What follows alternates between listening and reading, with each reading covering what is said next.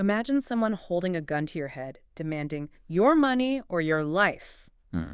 I mean, most of us, right, would hand over our wallets without a second thought. Our lives are clearly more valuable than our money. But what if we told you you might already be sacrificing your life for money? Just so slowly, you barely even notice it. It's a really striking thought, isn't it? Yeah, Especially when you hear stats like, what was it? Over half of Americans would give up a day's pay just for an extra day off. crazy. It shows how much we value time, even if we don't always act like it. And what's truly fascinating is how deep this trade-off goes, Yeah. yet how unconscious we often are about making it. Hmm. So our deep dive today is into a book that really shakes up this whole assumption, Your Money or Your Life, by Vicki Robin and Joe Dominguez. Right. And this isn't just, another personal finance book. Hmm. It's a whole different way to think about wealth. Absolutely. Their core idea is just, wow, transformative. Money isn't just cash or numbers in an account. It's your life energy, tangible. It's the hours, the effort, like the very essence of your time that you pour into earning it. Exactly. So our mission today is to give you a kind of shortcut to understanding this. How to redefine what true wealth means and reclaim that life energy to live a life that actually aligns with, your values. Yeah, and it helps to look back a bit. Historically, material things, they genuinely fulfilled needs. Yeah. Shelter, clothes, tools, basic stuff. But somewhere around the mid-20th century, we definitely shifted.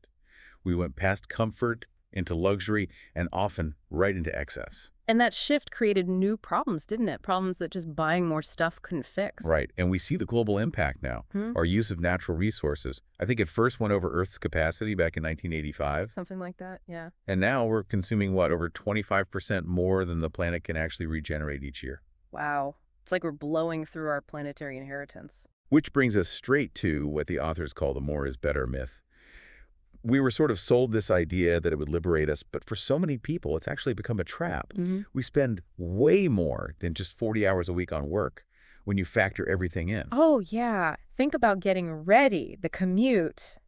The commute. Right, or even the time you need to just decompress afterwards because, it's Yeah. been a day. Totally. Add in the escape TV, the comfort food, maybe even doctor visits for stress-related stuff. It all adds up. It really does. And for a lot of people, it stops feeling like making a living and starts feeling more like, well, the book calls it making a dying. Oof. Yeah. Sacrificing health, time with family, joy, all for this job that's supposed to bring freedom, but often just, doesn't. Which leads to that critical question.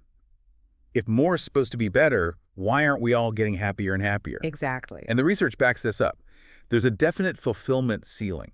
Mm-hmm. Beyond a certain point, more money, more possessions, they just don't bring more happiness. Sometimes it's the opposite. You mentioned that study about lottery winners. Oh yeah, the classic one. Yeah. 1,000 lottery winners. And many were actually less happy 6 months later. Less happy, with millions. Yeah. They lost self-esteem from jobs they left, felt weird about money they didn't earn, some faced isolation, even turned to substances. It wasn't the paradise they expected. So this idea of enough, it's not about being stingy or deprived. Not at all. It's about finding the peak of your personal fulfillment curve, that sweet spot. It's that surprising freedom you feel when you realize more stuff isn't actually making you happier. It's like, okay, I have what I need. I'm good. It's a fearless place, isn't it? Having all you need without the burden of excess. Precisely. And getting that clarity, that sense of enough, is exactly what this whole process helps you build. Okay, so that understanding of enough is the foundation. How do we start building on it? What are the practical steps? All right, so step one is the big mind shift. Truly internalizing that your money is your life energy. It's not abstract. It's the actual time and effort you trade for every single dollar. Sure. Seeing it that way, it changes everything. That's powerful. But I can see how someone might think, okay, how do I actually calculate that? All those hidden costs seem tricky. That's step two, calculating your real hourly wage. This is where you get brutally honest. You have to account for all the job-related expenses, not just your clocked-in hours. So like the money spent on work clothes, commuting costs, gas, wear and tear? Exactly. And the time spent commuting too, plus those decompressing activities. Maybe it's 5 hours a week unwinding, maybe $30 on drinks or snacks to cope. Or even time off sick because of job stress. All of it. Okay, so let's say someone earns, I don't know, $30 an hour on paper. But after you factor in maybe an hour commute each way, lunch bought out, maybe some clothes, the time spent just thinking about work, that $30 could easily drop. Oh, easily. It might drop to $15, maybe even less. and that is your real hourly wage. So suddenly, every dollar you spend costs you, in this example, 4 minutes of your actual life. Precisely. That $100 gadget isn't just $100 anymore. It's almost 7 hours of your life energy. Whoa. Makes you pause, right? Is this thing really worth 7 hours of my life? It gives you incredible power in your spending choices. Okay, that's huge. What else is part of step 2? It continues with tracking, but not budgeting in the traditional restrictive sense. Yeah. The authors call it a kind of spiritual discipline. You track every single cent, everything that comes in, everything that goes out. Every cent. That sounds intense. Is it about catching yourself overspending? Not really about punishment, no. It's about sharpening your awareness, fostering integrity with yourself and your money, being present. So less about rules, more about mindfulness with money. Exactly. You move from being kind of lax about it to being accurate, precise. It helps you see where your life energy is actually going. And what's the benefit of that level of detail? You start to develop this deep discernment. You naturally begin sorting out what spending truly fulfills you versus what's just habit or unnecessary, or maybe even a bit embarrassing when you see it written down. Ah, I see. It connects your spending back to your actual feelings and values. Yes. It awakens this inner knowing of what you truly need and want. It aligns spending with who you are. Surprisingly freeing, actually. Which flows nicely into step 3, the monthly tabulation and creating custom spending categories. Right. Forget the generic ones like food or utilities. The real power comes from making categories that reflect your life. Like the example in the book, Rosemary First. She had categories like beauty, aesthetics, wellness. Exactly. And notice wellness instead of sickness, health products instead of drugs and doctors. It reframes your relationship with those expenses. That makes sense. So you might break down food into groceries, lunches out, snacks, and coffee breaks. You could. Or clothing into work clothes versus casual. Or utility versus vanity. Like the doctor example, the one with all the shoes. Yeah. He tracked his spending and realized he had tons of shoes for different sports and occasions, but mostly just wore comfy ones around the house. Huh. Yeah. It's those specifics knowing your money goes to, like the candy machine on the 3rd floor, that give you the insight to actually make a change if you want to. Okay, so you're tracking, you've got your custom categories. What's next? Step 4 is developing your internal yardstick, asking the big questions for each category each month. Which are? Did I receive fulfillment, happiness, value in proportion to the life energy I spent? And does this spending align with my values and my life purpose? That really forces you to evaluate things, honestly. It does, and it helps you identify what the book calls gazingas pins. Gazingas pins, what are Those those? are those things you buy, maybe habitually, Yeah. that just don't bring lasting fulfillment. You look at them later and think, why did I spend my life energy on that? Ah, okay. Like IVU realizing clothes were her gazingas pin, tied to her childhood. Exactly. Or Gordon M. finding his mega gazingas pins. Major Wow. spending blind spots he hadn't seen before. So recognizing those patterns is key. And those moments of awareness where you catch yourself about to spend life energy on something that won't fulfill you, they add up. The data from people following the program shows that expenses tend to painlessly level out about 20% lower than where they started. 20%, painlessly, just from awareness. Yeah, with no feeling of deprivation. It sounds almost too simple, doesn't it? It kind of does. What's the psychology there? Is it just guilt? Yeah, not really guilt. It's more like alignment. As Joe Dominguez said, consciousness rises faster than inflation. Right. It's awareness, not just willpower. Consciousness rising faster than inflation. I like that. And the ultimate tool for visualizing this whole journey is step 5, the wall chart. Ah, the famous wall chart. Yeah. You literally graph your income, your expenses, and critically, your growing monthly investment income over time. Put it where you see it every day. So it's a constant visual reminder. Motivation. Absolutely. We saw it with Elaine. She didn't even realize she was spending more than she earned until she charted it.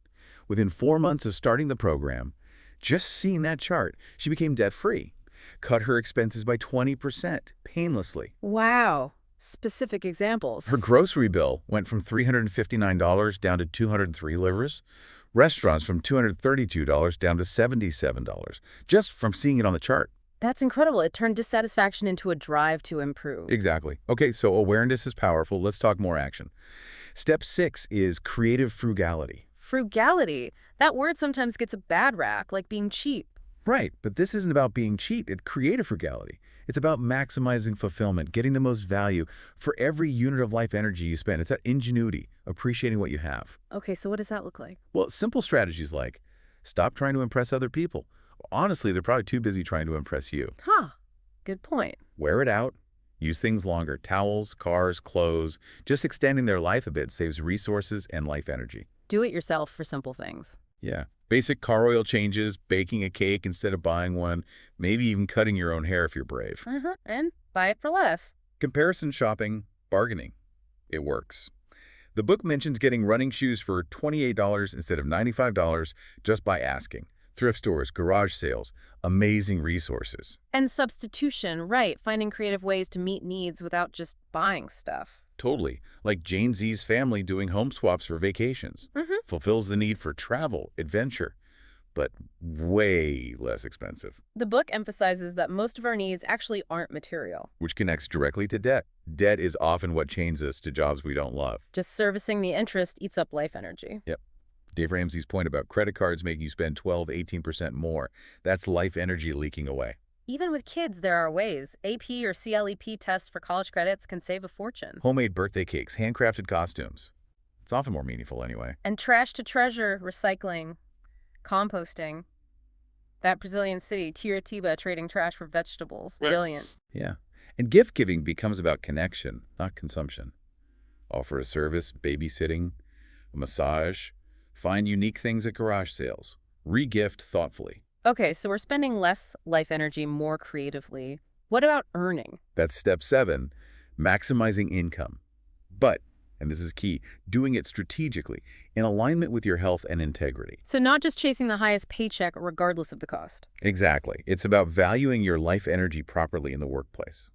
If you do work extra, it should be tied to a clear purpose, not just mindless workaholism. Like Rosemary the First taking a second job, but it was flexible and specifically to reach her financial independence goal faster. Right. Or Marcia M., who leveraged her skills and integrity, became an executive director, got a huge income boost. Which let her reach financial independence and heal family relationships. Wow. It shows that increased income can be aligned with purpose and well-being. You just need to know your why. Okay, makes sense. So you're tracking, spending less, maybe earning more consciously. What's the end game? Step 8. Capital and the crossover point. Your capital is basically your savings, your investments. Monthly investment income is the money the capital generates for you each month, passively. Passively, meaning without you trading more time for it. Correct. And the crossover point. That's the magic moment. It's when your monthly investment income becomes greater than your monthly expenses. Financial independence. FI. That's it. You're free. Your money is working for you, covering your life. The story of Mike and Claire is pretty inspiring here. Oh, totally. Median income, not rich, paid off the mortgage, moved their 401ks into safe treasury bonds. And they lived without health insurance? That seems risky. They saw it as relying on their growing financial wisdom and cushion. Now they volunteer, do creative work, live fully. Their point was that consciousness, that awareness, grows faster than inflation or fear. That takes guts, but it worked for them. What about investment specifics? The book highlights U.S. Treasury bonds as very safe, often tax-exempt. Simple. Low-cost index funds, like Vanguard Life Strategy funds, are also mentioned too. Warren Buffett is a fan of index funds for most people. Diversification without high fees. Exactly. And other things too, like rental income. Vicki Robin rented her house, Steve S. had self-storage units, or even community loans. Different paths to passive income. And it's not just about hitting the number, right? There's the cushion. Yes, the cushion. About 6 months of expenses kept liquid, easily accessible. That's for peace of mind. Unexpected things happen. And the cash. That's extra money. Beyond the cushion, maybe for future projects, or just proving to yourself you have enough and then some.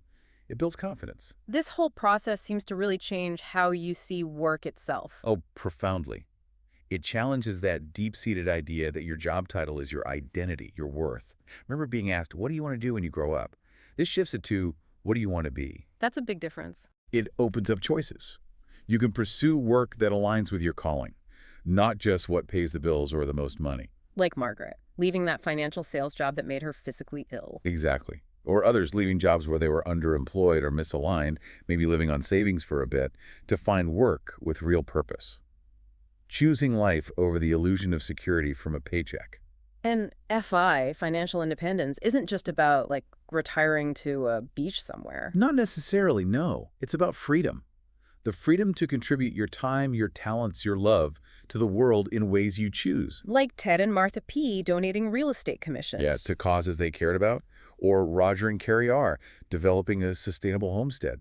They're making a life, not just a living. And that connects back to the planet, doesn't it? It absolutely does. The book makes that link explicit. Your money is the planet. Every dollar spent is a vote for the kind of world we want. Encouraging non-polluting pleasures, things that fulfill you and are good for the earth. It's a truly holistic view, intentional living that benefits you and the world around you. Wow. So this deep dive, it really maps out a journey, doesn't it? From that money trap where we're just unconsciously trading life for dollars. To intentional living, Yeah. actively transforming your relationship with money. Achieving more freedom, finding purpose, real fulfillment, and proving that idea again. Consciousness grows faster than inflation. Yeah. So we really encourage you listening right now to reflect on your own relationship with money. How might you start, even in small ways, trading your money for life instead of the other way around? You can definitely explore these ideas much more deeply just by searching for the book, Your Money or Your Life. And of course, for more deep dives like this, helping you transform different parts of your life, make sure you subscribe. Absolutely. Until next time, maybe you on this question. What would your life really look like if your work wasn't about making a living, but about truly making a life?